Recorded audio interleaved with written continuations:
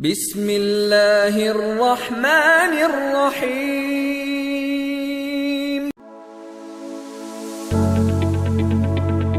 السلام علیکم ورحمۃ اللہ۔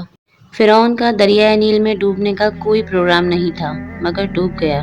شداد اگلے سینکڑوں سال اپنی جنت میں رہنا چاہتا تھا، مگر دروازے پہ پہنچ کے مر گیا۔ نمرود کی پلاننگ تو کئی صدیوں اور حکومت کرنے کی تھی، مگر ایک مچھر نے مار دیا۔ قارون کو اپنے خزانے پہ بڑا غرور تھا، جس کی وجہ سے اس نے حضرت موسیٰ علیہ السلام پر تہمت لگائی، اور اس کا انجام یہ ہوا کہ وہ اپنے خزانے کے نیچے ہی دب کے مر گیا۔ ابراہہ نے خانہ کعبہ کو ختم کرنا چاہا، مگر خود اور اس کا لشکر چھوٹے چھوٹے پرندوں کے ہاتھوں مارا گیا۔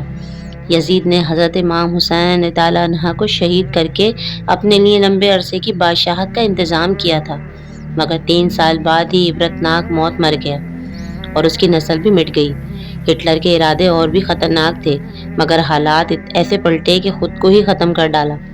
دنیا کے ہر ظالم کو ایک مدت تک ہی وقت ملتا ہے، پھر جب اللہ تعالیٰ کی پکڑ آتی ہے تو پھر دھن، دولت، قوت، طاقت، وسائل، رسائل کچھ بھی کام نہیں آتا۔ سارا غرور، گھمنڈ و تکبر خاک میں مل جاتا ہے، سب یہی رہ جاتا ہے۔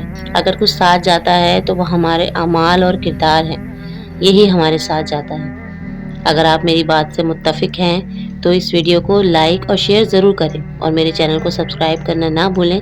اگلی ویڈیو تک کے لیے مجھے اجازت دیجیے۔ السلام علیکم ورحمۃ اللہ۔